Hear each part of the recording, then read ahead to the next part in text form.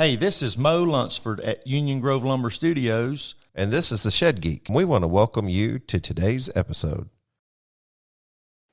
Okay, welcome back to another episode of the Shed Geek podcast. And yeah, we're getting underway here. Are we? Well, let's see. I can't say we're officially international because we've done some other conversations outside of the U.S., but we're Canadian today, eh? I want to use that now.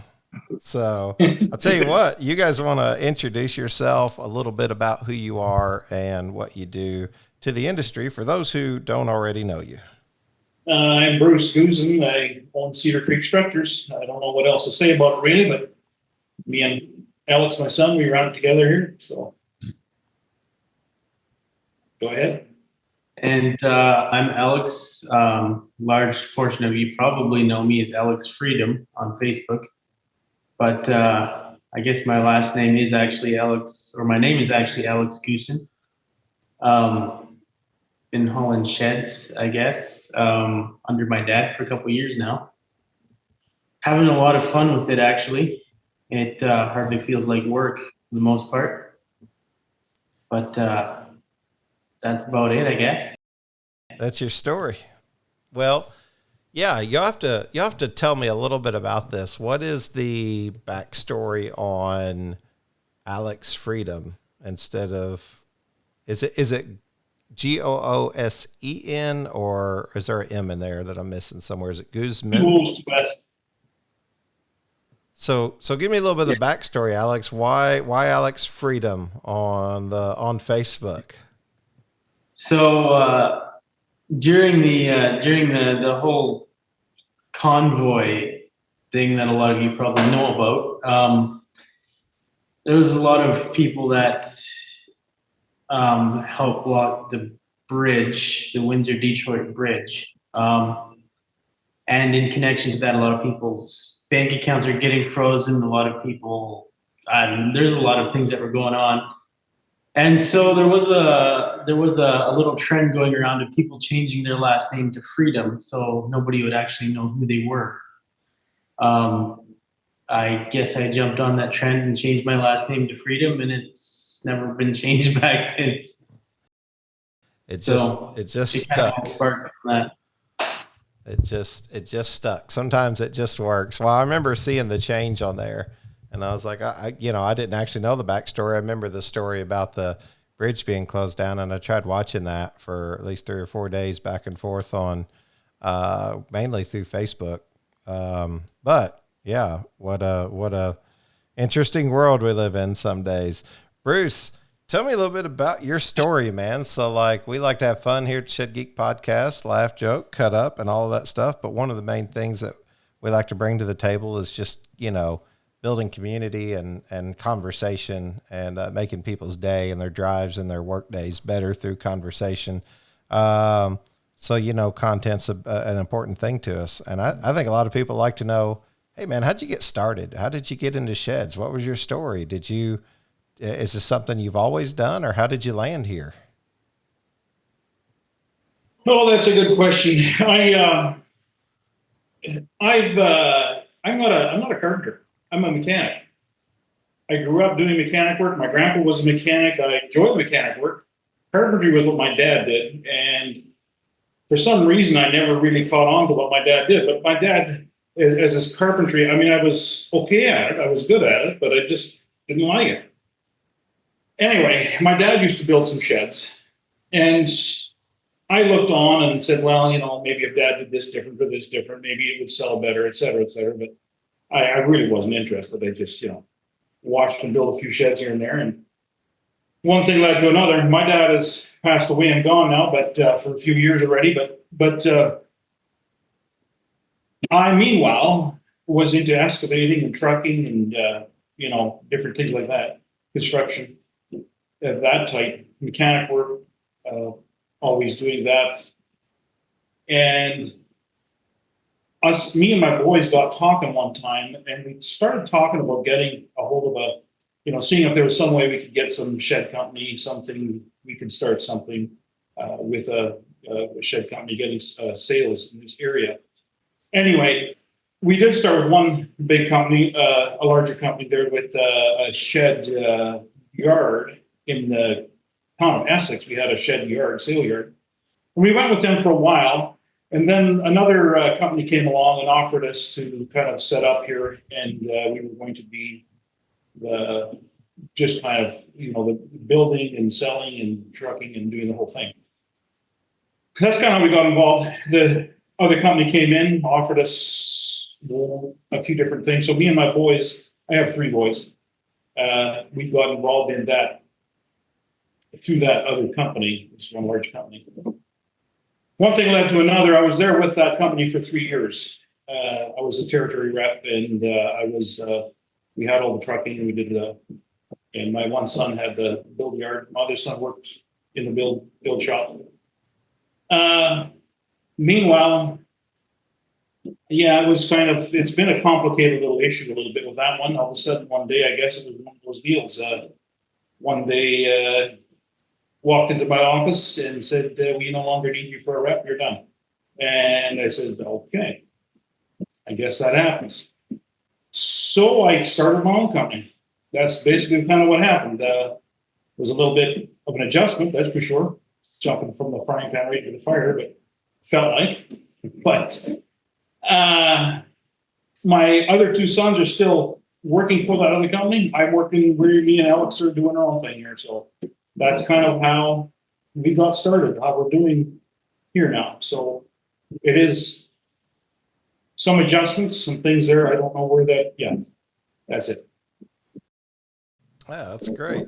That's great. So it's like any good story, it usually ends up taking a leap of faith somewhere to jump into something. And it, a lot of times all roads lead back to, working for yourself. A lot of times I hear a lot of guys talk about that, wanting to work for themselves. There's a lot of freedom in that, right, Alex? There's a lot of freedom that exists inside of the ability to make your own decisions. Of course, the customer ends up being the boss, even whenever you're selling something, it seems. So I guess you're still in charge, but you always got to be paying attention to what it is that they want. Alex, what's your story, man? How did it go about? Obviously, people probably see you a lot, know you a lot through the Shed Haulers Facebook page. I see you at the different events and things like that. But it'd be cool to get your story officially on. What made you want to jump into something you enjoy so much, like shed hauling? I think the first time, I don't even remember the first shed I hauled, but we had another driver at that time, and it was slowly going south with him. And finally, the one day I had enough and decided I was just going to start doing it myself. So I did not have anything more than a learner's driver's license for a car at that point. And we had another guy that was working for us that took over the actual driving of the truck. And I did all of the loading and unloading and getting the shed into the backyard. That 2-team effort or 2-person effort works quite well, because you have the one guy talking to the customer the whole time while you're doing the work, and kind of keeps the customer out of your hair. I don't remember how long I did that for, but anyways, eventually I started hauling on my own. And with that, I only had a learner's license still. I think I pulled my first 16 wide with the car's learner license. Oh, wow. A little bit nerve wracking, but if you look like you know what you're doing, I guess nobody really second guesses you. It's worked for me this whole time. I don't know. Yeah. Just make it look like you know what you're doing and go hope for the best.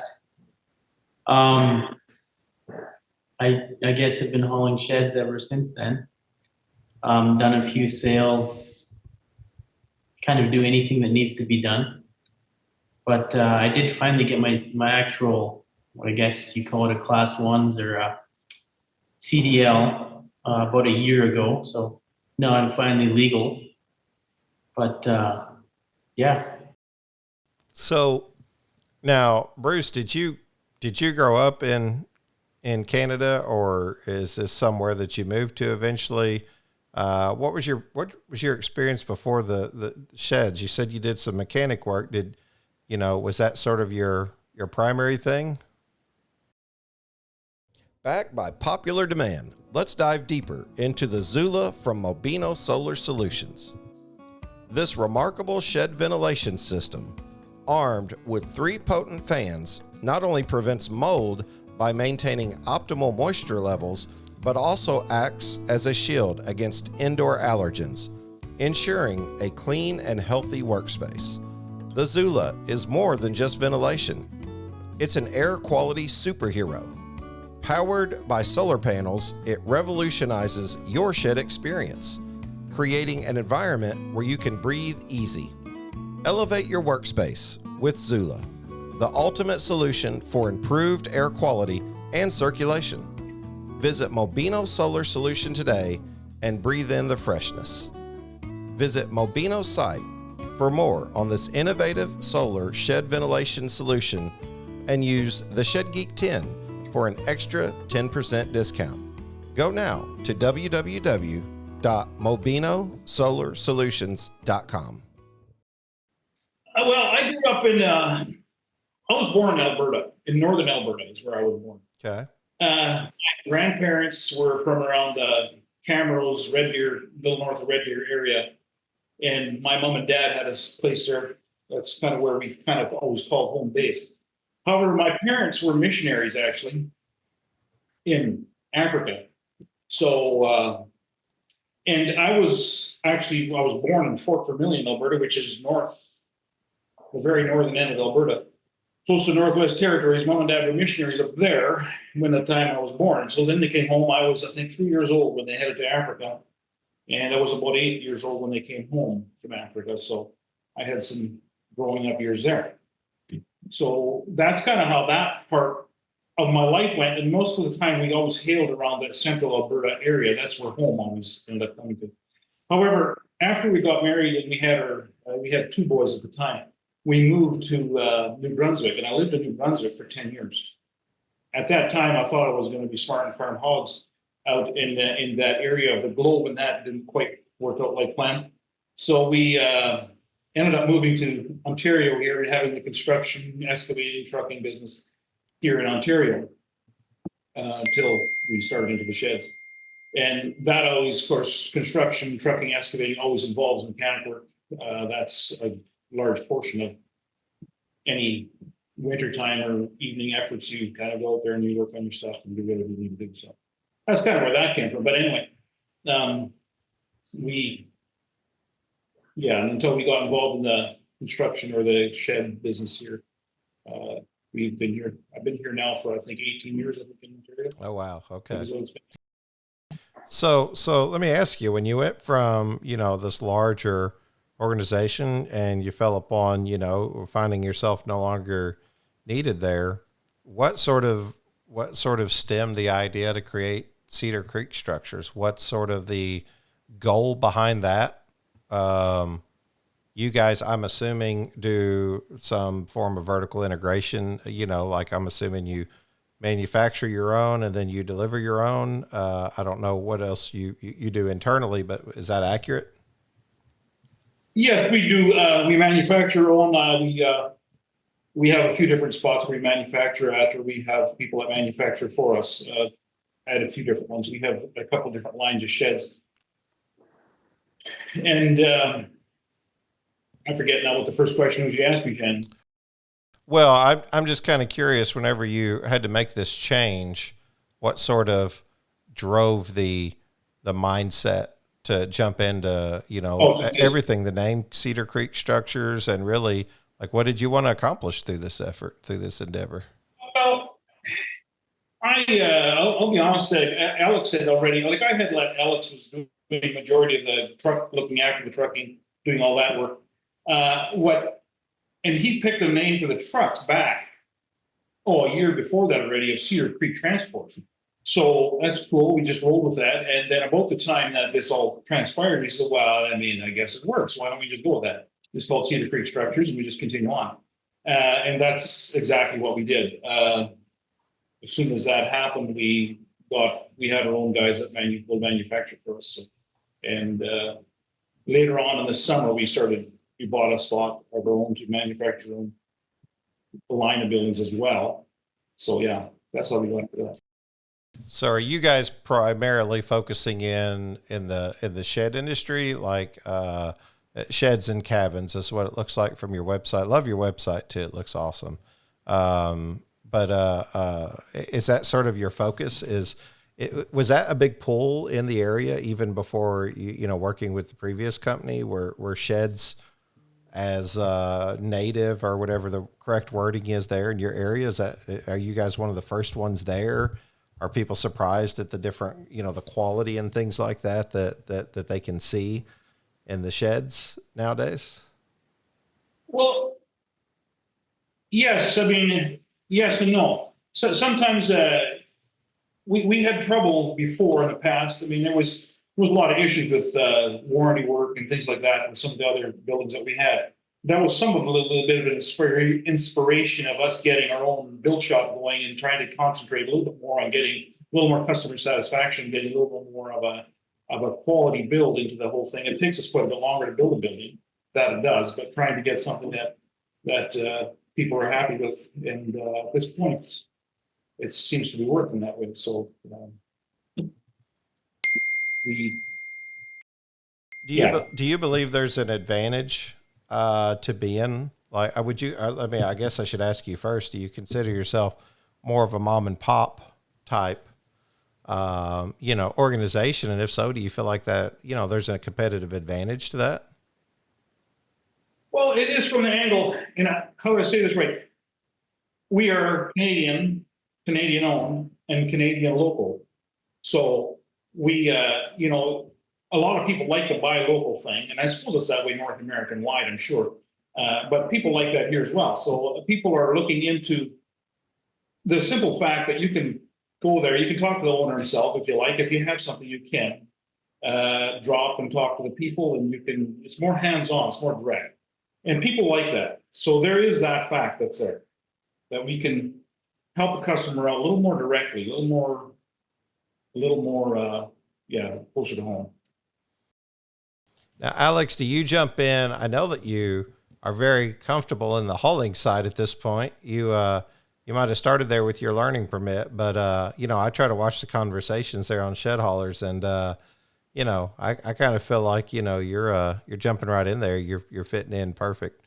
But do you take on some other task? Are you doing some sales? Are you doing some other type of stuff there around the organization, or what's your primary role, and what's your thoughts and experience been like?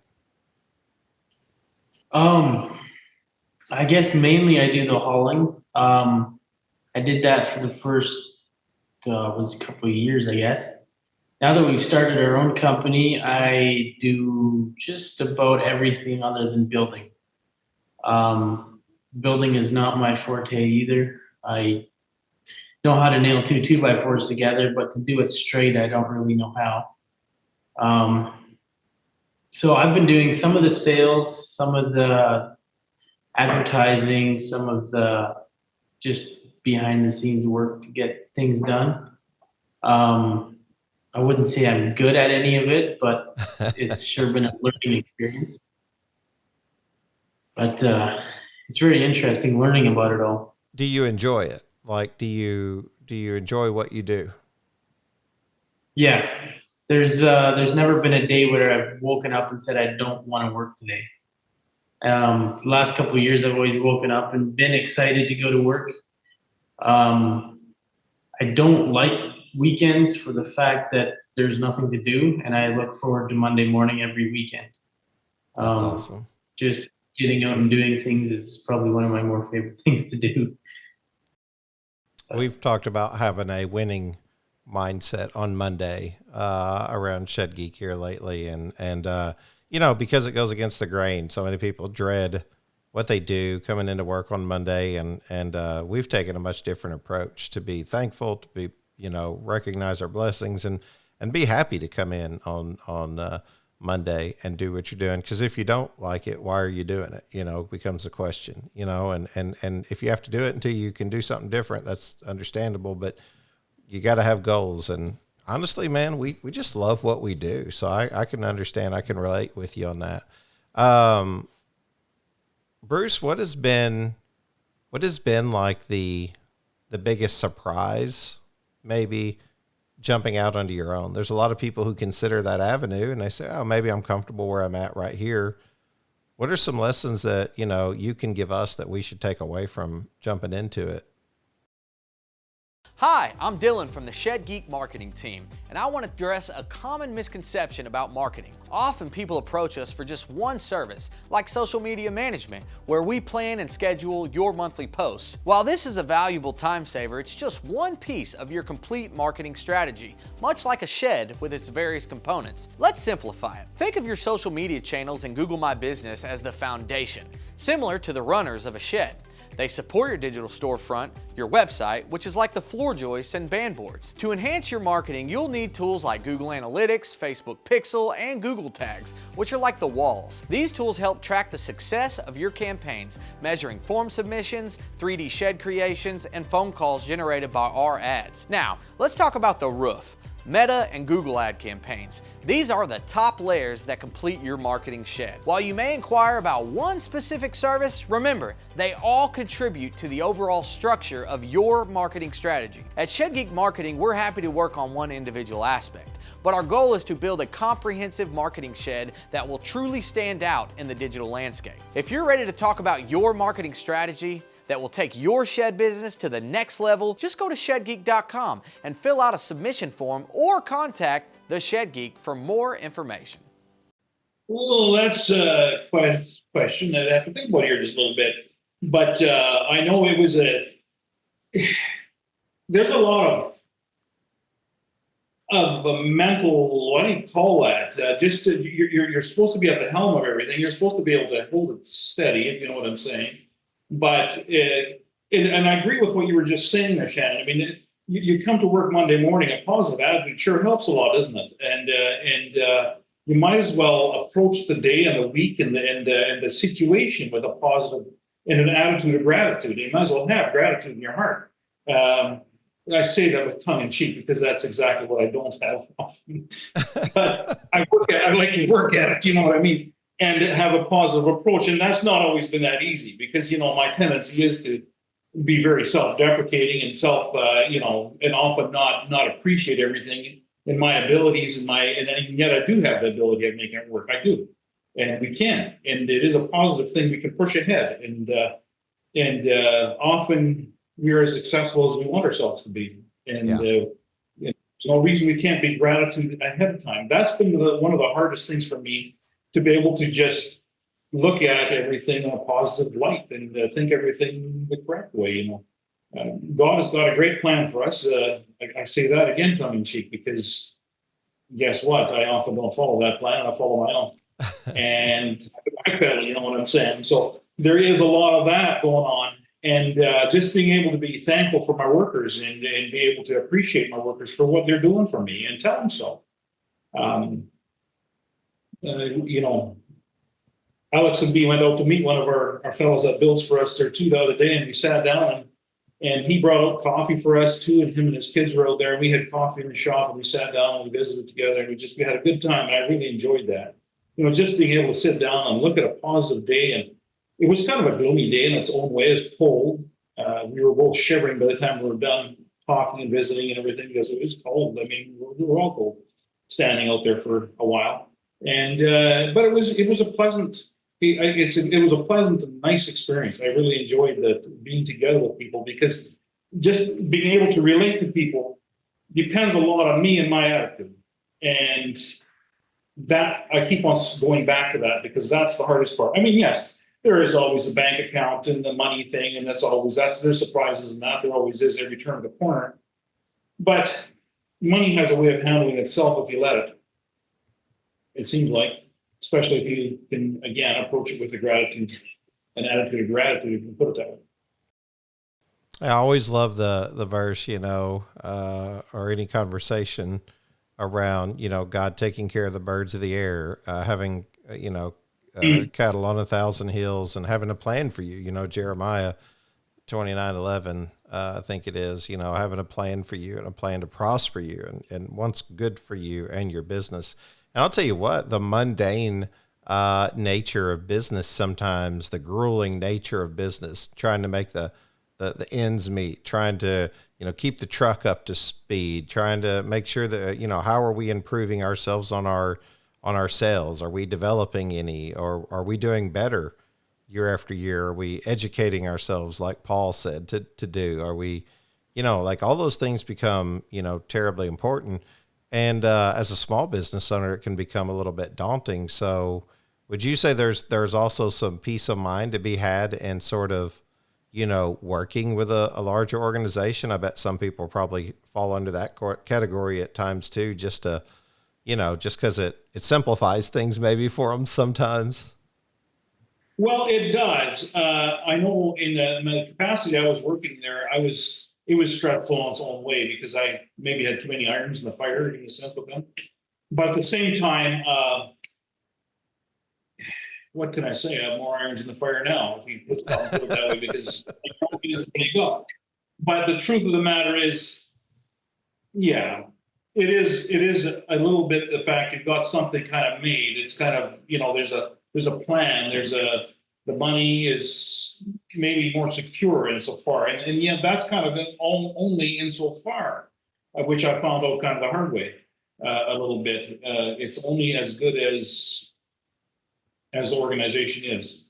So, and I don't know how to say that right now, I don't want to say it the wrong way, but the truth of the matter is there is no security in life, no matter where you're at. So we have to realize that. It's just that there I was kind of maybe able to lean on somebody else and somebody else's resources.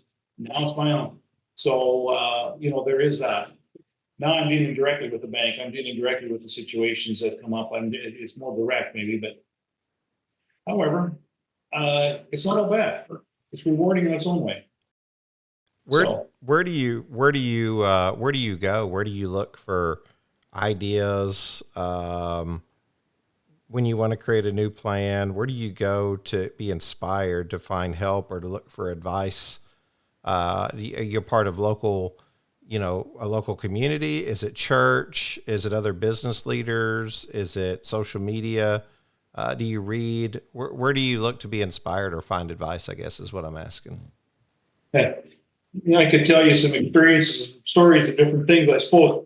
But, and I don't know how much time you want to take on that one, but the truth of the matter is there's a couple different people I've gone to for counseling, just visiting, talking about it. There's a few different ones, good advice. Sometimes when things aren't working the greatest, I'll go to one fellow's name is Scott. I'll say, well, Scott, what should I do with this or this? Like, I don't know what the heck am I doing? I mean, I said that wrong, maybe, but you know what I'm saying. Now, he has a tendency to maybe just help me just focus a little bit better on where I'm going and what I'm doing. Sometimes I go away from the meetings often, but then I'll say, well, you know what? That's a great idea. Why didn't I think of that? And away we go. However, before I ever started this business, I had a bit of not an epiphany. I don't know what you call it a bit. All right. I mean, with what I've said already, I was holding my head in my hands one day and wondering, what in the world am I going to do? Like, what is my plan? Where is your plan for what you're stepping into? I walked over the trees. I had a good walk over the trees, and I sat down I walked into the woods there a ways, and I sat down in the woods. It was a nice spring day. It was a nice day. And I think I prayed. I don't even know. I knelt down and I went by a tree there, of all things. And I had just walked in there a couple of 100 feet, and I didn't notice anything. And I said, knelt there, or whatever it was. I don't know if I was praying or not. I really don't know. I think I was, though, I'm pretty sure. But it seemed like I slowly started to see a flower. There's a little blue flower down there, right? The tree. Unique. And then I saw a little yellow one. And then I got up and I sat on the tree because it was a fallen log, if you know what I'm saying. And I started looking around, and all of a sudden I realized this whole forest was full of flowers. Like what we have up here in Ontario, we have what they call the trillium flower. beautiful flower. And there was blue ones and white ones and the whole carpet of them around me. And I hadn't seen a one of them when I walked in there. But I had to sit down, take it easy, and wind down, calm down. And then when I did that, I could see.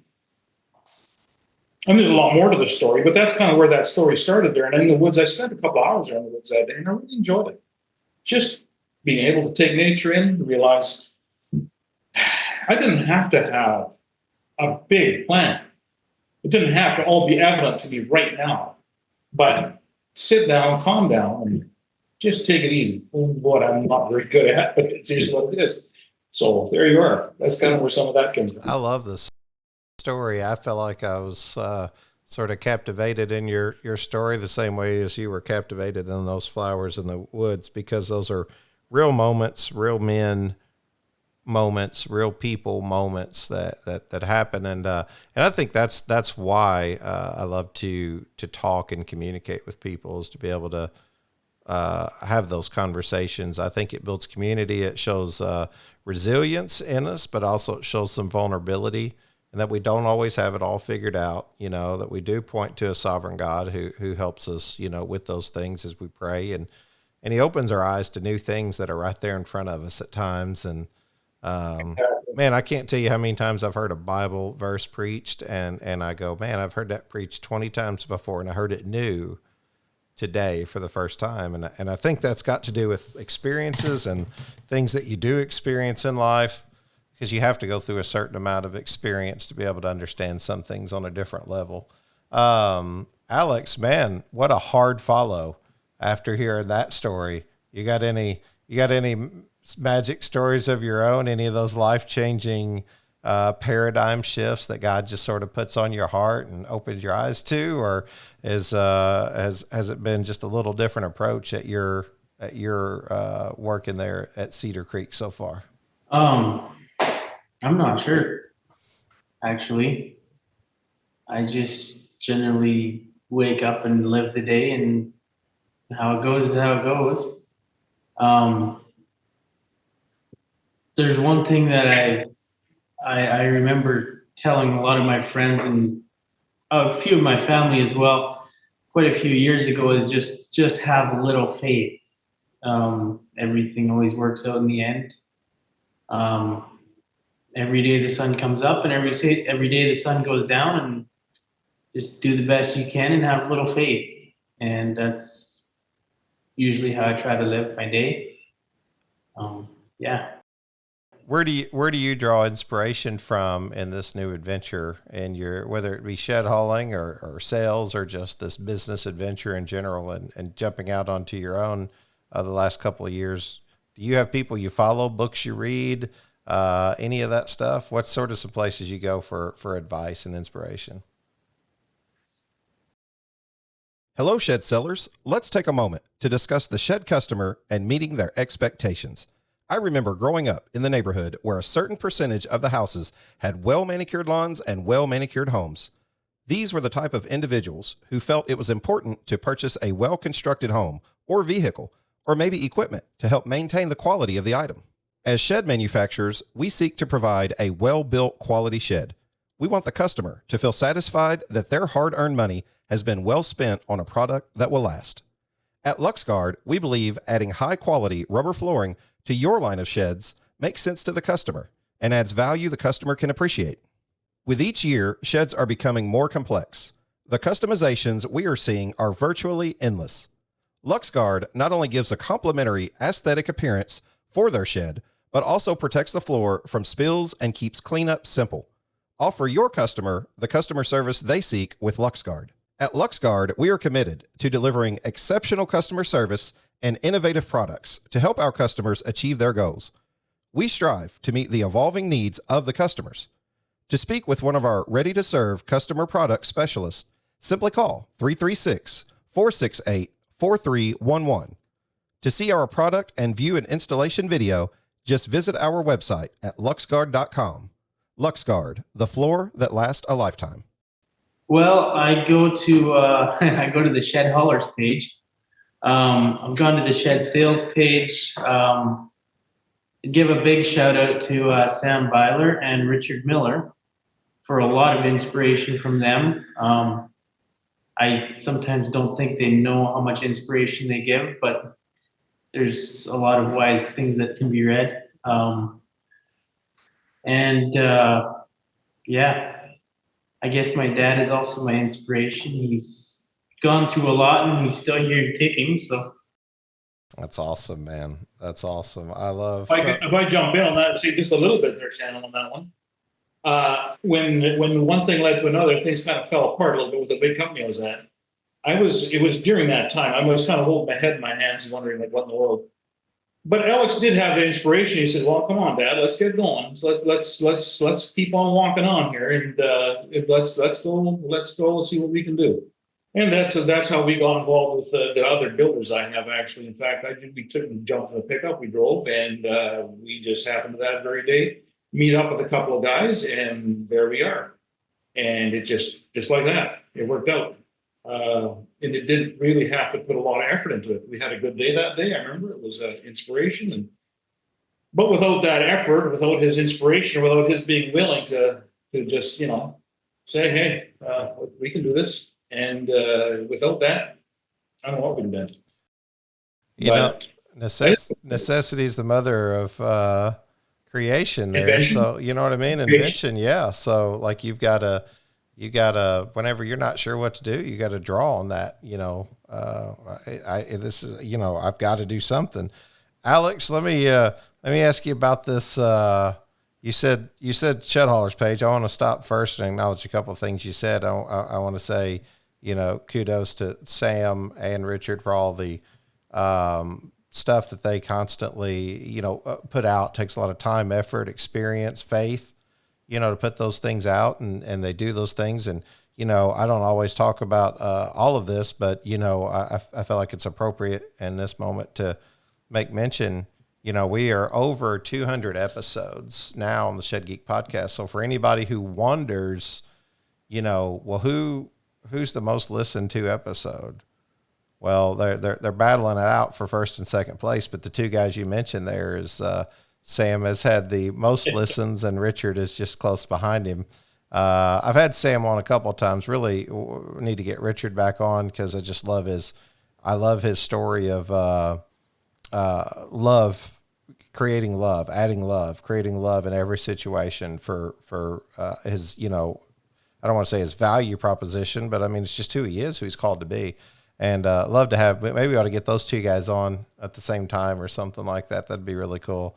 But they're just dynamic in the way that they approach communication and things like that. So kudos to them for doing so many cool things and inspiring people. But you talked about the Haulers page, man, what a fun group of guys. We got to go down. You guys were at the Shed Hauler Bash down in North Carolina recently. And yeah, one of the things that I don't know if you draw inspiration from it, but you're gonna have to give me the story, Alex, on the marathon carriage and how all this got started. I don't think I could hardly do a podcast to let you get away from it, so I'm sorry. But tell me how this conversation got started and how somehow you became championed as the marathon carriage guy. I want to know. I've read the story, but I want to know. I'm not actually entirely sure myself, but I think I pick on enough of the Cardinal carriage guys, but Cardinal carriage is good in its own way. But I think one of the better things that happened is I made a video sitting on my lawn chair drinking a cold drink there and letting my Cardinal carriage slowly make its way in and out again. And just exactly how slow it is. I mean, it was a little bit dramatized, but it gives you an idea. But I love the simplicity of the marathon carriage, and I love watching the banter and the conversation that goes back and forth, Bruce, between all of these guys. They're just, I don't even know how to explain them. You can't really categorize them. They're just a good group of guys I always say they drive the industry forward as leaders and the community of what they do. They know how to get it done. They're a hardworking group of guys. We've definitely tried to develop, something in the sales side. It sounds like maybe we have some freedom to start working in that shed builder side. I always took the magazine, as sort of that focal point, but they recently changed into, Shed Business Journal. So we want to be able to enter that space. We just don't want to step on anybody's toes who's doing a good job. And they really do a great job over there. Love the name change and what they're doing and the show and the magazine and everything. But it'd be really cool to kind of be able to focus a little bit more on the builder as well too. But man, the haulers just do it, right? They just do it. They do it well. And that Facebook page is like, I don't know, it's just lit up with something every day. There's got to be at least 15, 20 posts on there every day. And it's just, it's fun to watch, Alex. And I see you on there quite a bit. So I'm always interested in what you got to say. Moving forward a little bit, any shout outs that you guys want to give? I noticed that, I said you guys got a good website going, and I don't know if you guys mind me talking about it. It's on your website, so I'd assume you wouldn't mind. Looks like you guys have jumped in with My Shed there in Lebanon, and Matthew Black's company. You've started using them. Looks like they built your site here and everything. How's that experience been so far? We just recently partnered up with Matt in a collaborative effort because we want to be, fair to all in the industry and help support all of those adventures. But what's your experience been so far? Well, we partner with Matt there. I mean, for our website and for the My Shed, whatever design tool and everything, and it's been a blessing. It's been really good. It's taken a bit for us to get it all understanding and get it working and everything. And again, here's where I depend on Alex a lot more. Younger minds seem to have a tendency to work with some of the electronics a lot better. I was just getting frustrated, and I get frustrated with most electronics a little bit, but he seemed to have a way of working with that, working through the certain situations. Like I have a Matt's system there works really well for what we're doing, and Matt's a great guy. He's got a great company going, and taking a lot of inspiration from him. I really would like to give a shout out to him and to Sam Byler too. And I was going through everything I've gone through. I talked to Sam. I asked him, and he had some real good words of wisdom there for me, and I appreciate it. I really did. I consider those guys a friend. Richard Miller too. I can say I really did appreciate what he had to say to me too when I talked and had a chance to. It's been great, and I really do appreciate what those men have done for me and many others. I went to the Shed University. I think I saw you there too, Shannon, as well. The Shed University thing. There's some good insight there and different things. I've been to a couple of different shows there. It's been inspiring. Yeah, we had a great time being there and being able to talk to guys about sales and marketing, which, is always kind of I don't know. I guess it's just where I landed in the industry. It did purchasing for a while, sold for a while. I mean, I've built a few sheds, but never on like Alex on this professional level for a length of time. And now I feel like I'm getting too old to do that now. I'm sure there's some older guys out there now that are doing it fine and would make me look pitiful if I try to get out beside them and work that hard anymore. But we just kind of found ourselves into that area, right? Like enjoying that. You kind of pursue what you enjoy, and I enjoy sales, because it really is helping people. It's just helping them find a solution, and you get a chance to build even if your customer acquisition time's 5 minutes, you get to build a 5-minute, community with them. You get to talk to them, and I enjoy that. And it's the same if I would be hauling.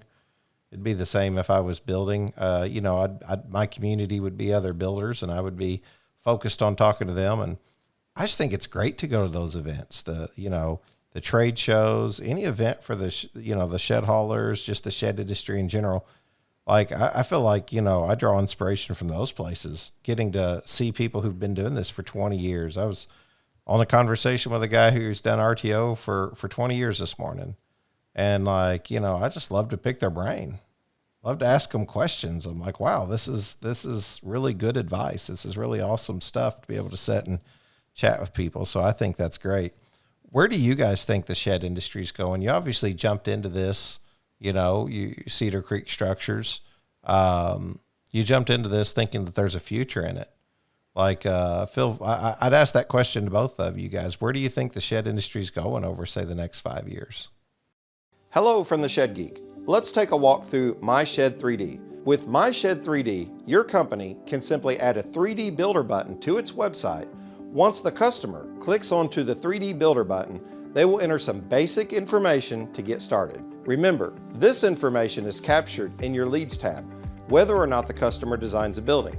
This is very valuable information that turns a cold call into a warm lead. Next, they begin the design of their shed by selecting a primary use, a style, and a size that best fits their need. My Shed 3D has multiple styles that are available and consistent with traditional and barn styles within the shed industry. However, if you offer a customized or non-traditional style, My Shed Solutions can build that design for future use. We can also save on some design features that make it easy to adjust without a major rebuild or added fees for design changes. For instance, want to offer a steeper roof pitch? Just navigate to the Settings tab. Then click the Building Models. Click Edit Building and just enter the new roof center height, and the design changes will reflect on this style option. This will save you thousands versus traditional design changes that need to build a whole new style to match your design. From here, simply choose the style, siding, and color. Then choose a trim and roofing style and color. Next, let's add a door. That was goofy. Next, let's add a door. It is required to add a door to move forward with the design, as at least one ingress-egress option is necessary. Then add some design changes for personalization. Maybe some windows, or a porch, or some interior shelving. Next, just click Save Design and the customer will receive an automated text with all the features of the design to the email address entered at the beginning. From here, they can edit the design, view the details of the design, pay now to order the shed, or click Rent to Own to complete the necessary steps to purchase a shed they designed with My Shed 3D. The design enters the admin panel as a quote, and this is where the manufacturer can update the progress of the design once a deposit is taken. My Shed, from design to delivery, we have you covered. Everybody needs a shed. It seems like. I mean, it's almost like it's more. I don't know how to say this right. It's a little different in Canada than it is in the U.S. I find that people are. It's a little different, and I can't really lay a finger on exactly what it is that's different. But maybe the Canadians are a little more reluctant with buying sheds, and yet they aren't really. There's many people need them, and there's many. I don't know. It seems like there's more available, or there's many different shed companies and many different in the U.S. However, in Canada, I can see that opening up as we're going forward here. There's a lot of sheds to be sold right in our southern part of Ontario. What is there now? Just in a few hours from our shop here, Alex will know better than me, but if I remember right, it's around 10 to 12 million people just in a couple of hour radius of our shop here. So there's lots of people that need sheds. 12.75 million within about 2 hours either direction of us. That's awesome. I love that you're measuring like the population density around you, and that's important from a sales and marketing perspective. That's something that we always jump in on that conversation pretty quickly. Alex, what do you think, man? In the next 5 years, you think it's just gonna, blow up more in Canada? There'll be more to do. There'll be more shops open up. You think that's it's sort of following the same trend here in the U.S., or do you think we've almost kind of saturated down here and maybe that's why you're seeing so much success up there? I don't know. I'm curious your thoughts, man. Well, there's 2 other companies in our area that do what we do. We brought one of them into Canada. The other one was already here. So 3 companies doing this. Well, I guess there's technically 4 companies in this area, in that 12.7 million people. You could sell sheds all day, every day, and you'd never run out of people to sell to. It's slowed down since COVID, which is expected, I guess. Our economy isn't getting better, but I think people will always need a shed. you drive down the road in town and there's sheds in just about everybody's backyard. A lot of them are falling over, and they will need a shed eventually. But I think there's definitely a lot of opportunity for the next couple decades of selling sheds. I think it was Weston Leiby. I think I'm saying the name right. I always get it wrong between him and Tanner. Please forgive me, guys. I never know whether to say Leiby or Levy, but either way, Weston was at the Shed Hauler event, and he said, the cool thing is that like we're able to in the shed industry, we're able to move forward in a slow economy, and whenever the economy is good, we seem to have people need storage all the time, and a lot of people are looking for cabins and even going to type off-grid type stuff, and the traditional shed lot's getting way bigger, isn't it? It's turning into so many other things than just a shed. And even I almost wonder sometimes just the name shed itself, the word shed, if we describe that between 5 different people, what they would come up with. Is it just an outbuilding, a mini barn, or something you throw out there behind your house for traditional storage, or any more? What is it? There's shed to house pages on Facebook that have 80,000 people on there. And, there's just, it's gotten so organized, I guess is what I'm saying. So it's super interesting. Yeah, I'm in it for the long haul, guys. I don't know about you guys, but I'm in it to see where it goes, and hoping that God continues to shine down favor on our industry. Somebody came on my YouTube page the other day and they said the shed industry, question mark. And I'm like, man, wouldn't they be surprised to see all these rigs show up at a shed hauler event, and how there's trade shows just, about the shed industry, and that it's a real industry. It's here and it's in full effect, and it's moving forward in a way like never seen before, just growing all the time. So it's pretty neat. Well, I'll tell you what I'm going to do, guys. I'm going to turn the mic around. Believe it or not, we've talked for 45 minutes already, and I know we'll make some edits and different things like that. But, if you guys got some shout outs, feel free to shout them out, and if people want to chat with you, talk with you, just know who you are. If they don't know already, they like your story, and they enjoy talking to you. That happens more than I realize. And, we'll get your information or whatever, but if you want to give some shout outs, go for it. But otherwise, this is the time where I want to let you guys host for a little bit. I want to let you ask some questions if you have any. Sheds, family, faith, podcasting, it really doesn't matter. You ask the questions, I'll do my best to answer. How about that? Go ahead, Alex. Well, the one other shout out I wanted to give to was to Tyler Mahan, I think his name is. I forget what this book is called, but he had one good thought in there that I really liked, and that's a rising tide lifts all boats. I really like that book. I just don't remember where I put it. But yeah.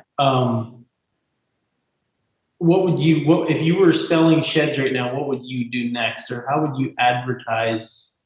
How would you get your name out there? Because a lot of times people around us don't even know we're here.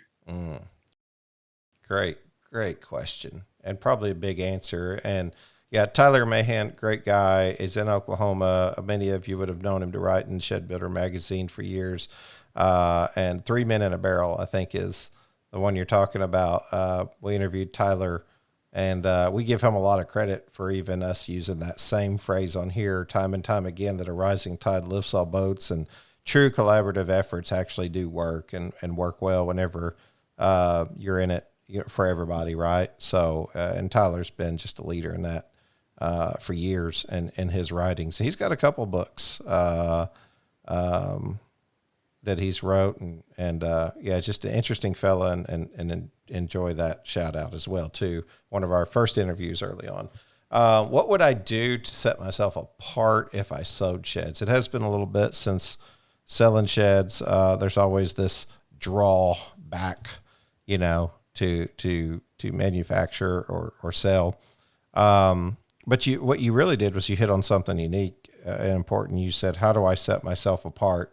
And I think that's the biggest key. The biggest key is that you're having the conversation about how we look different.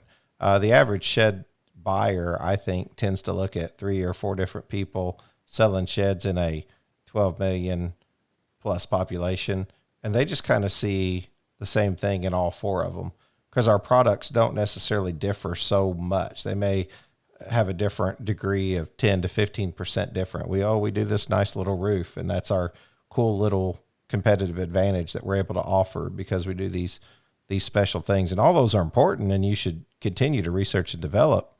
But man, I think that there's one thing that people can't mimic. They can't mimic your customer service. They can't mimic you and who you are. And this is actually a conversation me and Sam had this morning. People want to, start a podcast. They say, well, Shannon, don't you get defensive of that?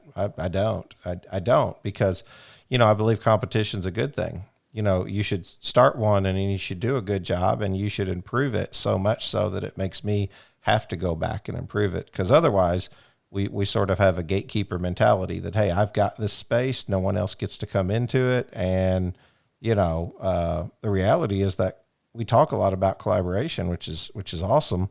The competition makes us sharp. So I think what I would do is I would focus on intense customer service. I would definitely. So I'm doing a training here soon, and I'm talking about inbound leads and outbound leads, Alex. And inbound leads work sort of like a magnet where you're pulling people towards you, and outbound leads would be where you're cold calling and knocking on doors. And I'm going to use the podcast as an example. We created a platform that adds value to people's day. It adds value. We hope. We've been told that it does to some, maybe not to all, but and it's free content, and it's something to entertain you, but it's also educating.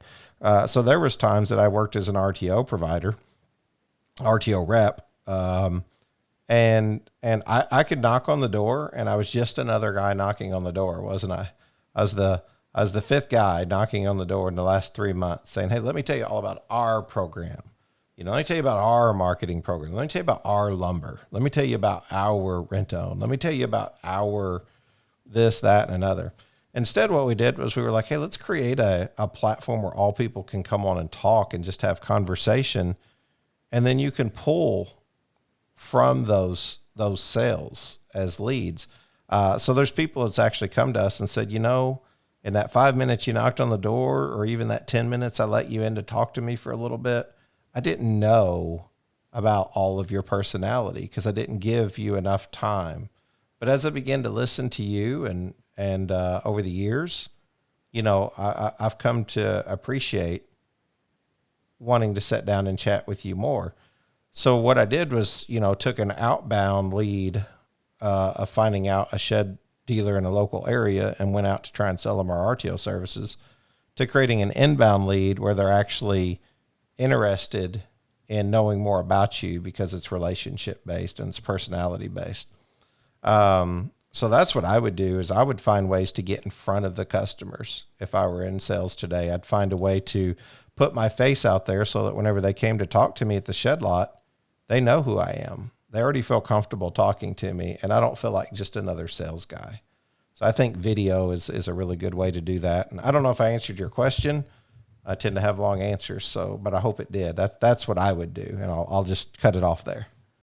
Hey, Deanna, I need to write a new ad for Shed Hub. Give me some ideas. Why don't you do something catchy like the insurance commercials do all the time, where they just repeat the same thing over and over? Like a little jingle or something like that. Yeah. But wouldn't that be embarrassing? That is kind of the point. What type of music? Try rap. Shed Hub helps you sell shed. Maybe country. Shed Hub helps you sell sheds. Rock and roll. Shed Hub helps you sell sheds. Maybe just go back to your normal writing style. Shed Geek and Shed Hub are now collaborating to make for a better customer experience. I want to save you some money. ShedHub is focused on signing up the next 500 customers. We're calling it the Next 500 plan. Real creative. You think it'll help if I sing again? I'd rather you not. Well, that makes two of us. So what's the next 500 plan? The Next 500 plan is simple. This will include 100 listings per month, per location, along with the Brand Builder website. And the plan will last for 1 full year. But how do they save money? It only costs $39 a month. There's never been a better time to sign up. Just go to geek.shedhub.com, click subscribe, enter your name, email, and payment information, and you will be contacted by a ShedHub employee to get you onboarded for just $39 per month. ShedHub helps you sell shed. And then really, I guess, in connection with what you're saying a little bit, basically the customer, you just let them get to know you. Let yourself be known by the customer. Let them feel you. Let them and be personable. I think has a lot to do with it too, doesn't it? However, nowadays in this modern day and age, it seems like everything is going a little more electronic. So here's a question for you. I don't know how much franchising of your brand does a person do? And how soon do you do it? Do you have any idea on that one? And or how much does this person just advertise? It's a puzzling thing to me sometimes to know where does that thing belong. Gosh, What do you do? I love y'all's questions, and I can't give short answers, unfortunately, to them. But I love your questions. Yeah, well, I mean, you see companies that are, 200, 500, 800 dealer network. And then, a lot of times if you go out and you ask the average person, whenever you're out for dinner, we do this all the time. If you had to go get a storage unit, we were thinking about getting, not even a unit. We were thinking about getting like a storage shed. Where would you guys go? It doesn't matter. We travel all across the U.S. and we'll ask that every time we go out to eat for somebody, just to kind of see if somebody's going to name drop a company to us. And I can tell you, it's so rare to have it happen. I'm not saying it'll never happen, but typically if they do, they'll say, well, I'd probably just run down to Home Depot or Lowe's and probably pick me up a shed. Brand recognition, right? Like, even though they don't sell, sheds like we do. I mean, I know there's some guys that sell to Home Depot and Lowe's that even listen to the show, but it's way different than sort of what we do, right? For the most part. And, I think it's a great question. I don't have an answer to when you start doing that, Bruce, but I can tell you that if you're an 800 dealer network and you haven't really branded well enough for the average consumer to know who you are, they know what sheds are. They don't know what shed brands are, right? So you can spend a lot of money, trying to create that brand recognition in organic SEO, or you can pay for that. And you're right. It's kind of hard to know. We spend a lot of time in the customer acquisition phase on marketing because we really want to spend a lot of time educating the customer on what a full suite marketing service is, as opposed to just, something that's limited. We even collaborate with some other marketing companies currently to pick up some of the stuff that they might not offer, and they suggest us to some of their other clients, and it works beautiful. We don't come in strong. We don't come in trying to, take a customer. We just listen to their thoughts, suggest some things, and then if business happens, it happens. But I don't have a good answer for you because it'd be a 30-minute long conversation about franchising. But I do think that you should be branding, because if you create a good, strong brand, you don't have to pay for as much marketing. So even if you just create that brand on a very local, like micro level instead of a macro level, you can do that in your community. The ladies down in Texas, they did a Christmas tree giveaway every year. So who knows? Maybe you eventually start become getting known as the ladies who give away a Christmas tree all the time, but you happen to sell sheds and you're just doing a kind thing. And then boom, next thing you know, whenever somebody's thinking about a shed, maybe they're on top of their mind because they just kind of know that they do a kind thing. So you can create sort of a local brand, and you guys talking about creating that local space, man, I would really focus on that, whatever your niche is, to get in front of your local audience, and then keep your shed company at the top of the brand. Because a lot of times they'll know you for who you are, what you do, and not your branding, not your logo. Is that a good enough answer without me having to go into a Zoom call? Oh, that's That's good. Yeah. That's good. Yeah. Love to have these conversations because I think they're conversations that we don't think about whenever we start a shed company a lot of times, you know. You So if got you to don't think create. of it at the start, you'll think of it shortly thereafter. There's a lot of things there in marketing and whatever else that seems to come. It just comes right to home. It doesn't take long. You soon start thinking about all these things, and you don't know where to go with it all. I'll tell you this. This is something that we use, and I don't know if anybody else wants to use this, but they can go for it. But one comment we use is that, you know, good marketing is not costing you money; it's making you money. So it's an investment; it's not an expense on your line item there. You know, like traditionally, we suggest that a company does 4% of all marketing budget toward your marketing budget, so 4% of your gross revenue. But that's also fairly common in any business in America. You know what I mean? So like it's common to do that, but you should get a return on that investment. So there should be like some measurable results, and then you should be able to hit sort of like a peak at some point where you know that, hey, if we dial this up and spend more money on this advertising, it's going to create this many leads. This many leads creates this much sales because, you know, we measure our closing rate. So therefore, if I'm getting, you know, 100 leads and I close 25 of those, I'm at a 25% close rate. So theoretically at 25, you know, closes times $7,000 average price of a shed, boom, you know, we should increase by this much if we get those 100 leads. So if you want to turn that up, you spend enough money to get 200 leads, right? And 300 leads. But is your sales process able to, is it developed enough to be able to handle those leads? You know, is your trucking going to be able to deliver that many? Is your manufacturing going to be able to do that? So I think that's why you should have good, healthy growth. You know, you don't really, I mean, Bruce, I know we want it. Don't get me wrong. But when I was a young guy, if somebody would have handed me, you know, $1 million, I would have spent it because I'd have been undisciplined and not know what to do with it. Exactly. Yeah, it's true. It takes some battle hardened, you know, life. I mean, that's why the Lord, I think, says, you know, you need to go through some battles because it matures you. You know, we should embrace them because it matures you and you go through it, you know, you come out on the other side of it, you know, stronger. So I tend to think that, like, you know, you take what you're willed to get. You know, if I saw growth, we sometimes worry, you know, like we saw some really cool growth right out of the gate, but we had to start hiring, and we were concerned. We almost backed off of that a little bit. And while it sounds like a flex, you know, I don't mean it that way. We were like, holy cow, we did, you know, we didn't expect that. It's a good problem to have, but I put a post on Facebook this morning that said it's equally as important, maybe more important, to plan for success than it is to plan for failure. I've been planning for failure my whole life, but when you have success and you can't keep up with it, you know, you've done yourself a disservice. So yeah, that's my thoughts, guys. I'm a rambler. I'm a podcaster, so I'll talk to you for days. We don't have to have short conversations. Some people agree, some don't, but you know what? That's why iron sharpens iron, so we can have these conversations. And I think you guys are doing great, man. Love your website. Love your connection with Matt there. It looks like My Shed did an awesome job. Kudos and shout out to them also as an affiliate partner. And yeah, Sam and Richard, can't go wrong there, right? Like, you can't go wrong with good advice. And I just like your story. And I don't know. I like what you guys are doing, eh?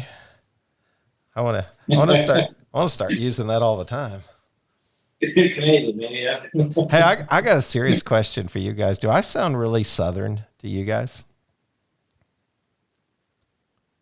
I never thought about it. Not really. No?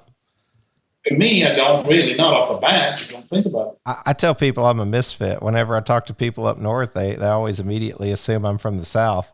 And when I go down south, people call me a Yankee. They think I'm from up north. So I have no home, Bruce.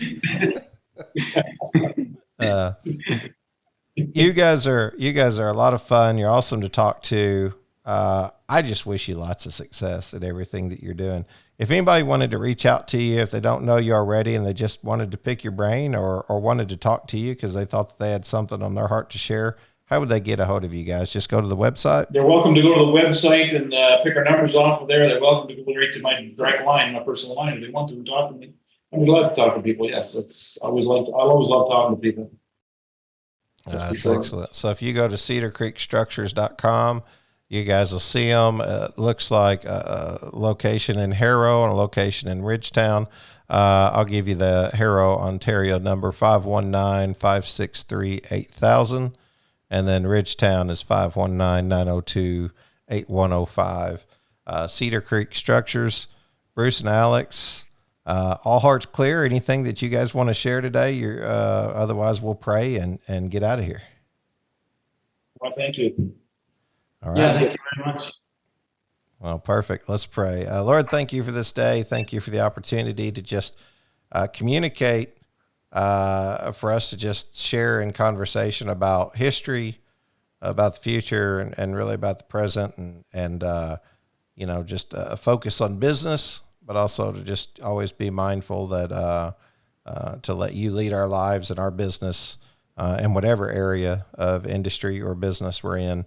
If we could just always point to you as a sovereign God, that we can pray that your will be done in our lives. I ask that you would bless Bruce and Alex in their adventures. They're just kind-hearted, and jumped out a few years, Lord, to out to do their own. I ask that you'd bless that effort, that we know that you would not have challenged them to do that had you not had prosperity in their future for all that they're doing. And I'd ask that you'd continue to bring forth that promise to them. We know that you will. We thank you. We love you. We are so happy for Resurrection Sunday that just passed. We thank you for sending your son, and it's something we always want to make sure to make visible through our platform that you have given us, that we have not attained on our own. So thank you, Lord, for that. In Jesus' name, amen. Hey, this is Mo Lunsford in sunny Union Grove, North Carolina, and we want to say thank you to all the guests and listeners.